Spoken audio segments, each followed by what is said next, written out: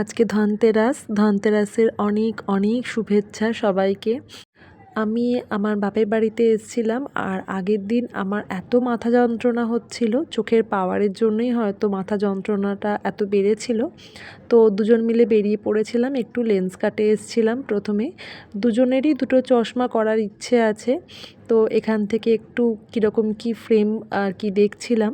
এখানে আমরা এর আগের বারে এসে দুটো ফ্রেম পছন্দ করে গেছিলাম। এই যে এই একটা যেটা পড়েছে, এটা ওর খুব বেশি পছন্দ হয়েছে।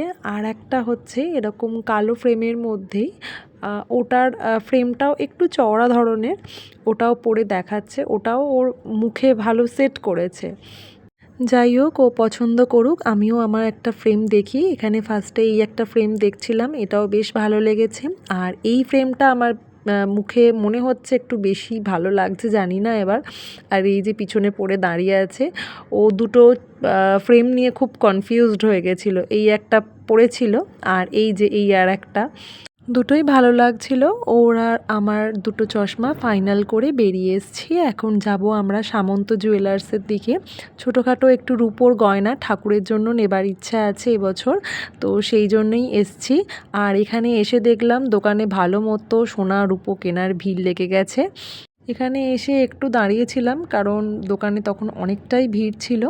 তো প্রথমেই আমরা এরকম একটু বেলপাতা দেখছিলাম। যাই হোক, একটা বেলপাতা এখান থেকে কিনেওছি, তোমাদের বাড়ি গিয়ে দেখাচ্ছি। চলো আমি কি নিলাম। এই যে আগের বছর থেকেই জানি না কেন আমার হঠাৎ করে ইচ্ছা হয়েছে মা কালীকে আমি বেলপাতা দেব।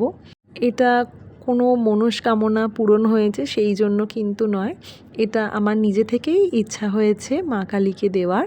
তো এই একটা রূপোর বেলপাতা কিনেছি। আর একটা জিনিস আমার অর্ডার দেওয়া ছিল, সেটা আমার বাপের বাড়িতেই এসছে, দেখো তোমাদেরকে দেখাই। আর যেহেতু এখানে এসছে মা, ওই জন্য প্যাকেটটা খুলেই নিয়েছিল, খুলে দেখেছিল আর কি কীরকম কী এসছে না এসছে।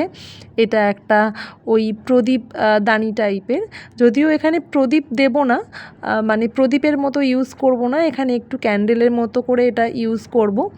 আর মাঝের এই চওড়া জায়গাটা একটু ফুল দিয়ে ডেকোরেশন করার ইচ্ছা আছে। তো এই জিনিসটা কিনেছি আমি মিশো থেকে।